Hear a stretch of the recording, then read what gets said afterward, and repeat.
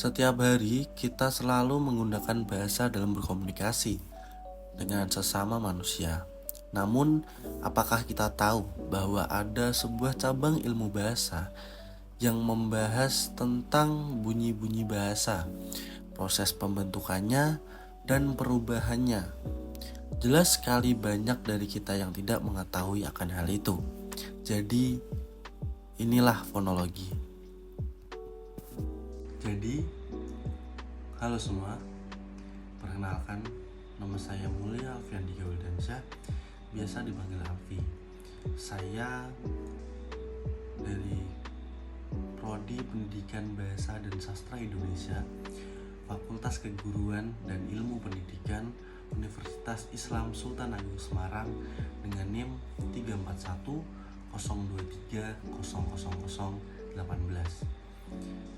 Di sini saya ingin sedikit bercerita tentang sejarah fonologi, dan setelah itu apa itu konsonan. Jadi inilah sejarah fonologi. Sejarah fonologi dapat dilacak melalui riwayat pemakaian istilah fonem dari waktu ke waktu. Pada sidang masyarakat linguistik di kota Paris pada tanggal 24 Mei tahun 1873, Dufresne Descartes mengusulkan nama fonem sebagai padanan kata BGM Spracle. Ferdinand de Saussure dalam bukunya Memoire sur le système primitif des voyelles dans les langues Indo-Europes, memoir tentang sistem awal vokal bahasa Indo-Eropa yang terbit pada tahun 1878, mendefinisikan fonem sebagai prototipe unik dan hipotetik yang berasal dari bermacam-macam bunyi dalam bahasa-bahasa anggotanya. Nah, seperti yang saya katakan di awal, saya itu akan membahas sedikit sejarah fonologi, dan yang kedua yaitu konsonan. Nah, sekarang kita masuk ke konsonan. Konsonan itu apa? Konsonan adalah fona-fona yang segmental, yang pada umumnya mendapatkan halangan baik berupa penutupan maupun penyempitan pada alat artikulasi tertentu pada saat diujarkan sebagai bersuara dan sebagai tidak. Nah, berdasarkan tempat artikulasinya kita mengenal konsonan. Ada 4. Yang pertama bilabial, lalu yang kedua labiodental, yang ketiga laminoalveolar, dan yang keempat darsovelar. Oke, kita mulai dari yang pertama, bilabial, yaitu konsonan yang terjadi pada kedua belah bibir bawah dan merapat pada bibir atas. Nah, yang termasuk konsonan bilabial itu adalah B, P, dan M. Nah, bunyi P dan B adalah bunyi oral, yakni bunyi yang dikeluarkan melalui rongga mulut.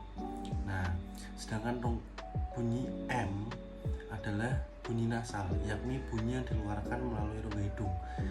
Nah, M. Nah, itu kan yang keluar tuh dari rongga hidung menyuarakan dari bibir atas dan bibir bawah yang bertemu, yang menutup. Jadi keluarlah bunyi nasal untuk huruf M.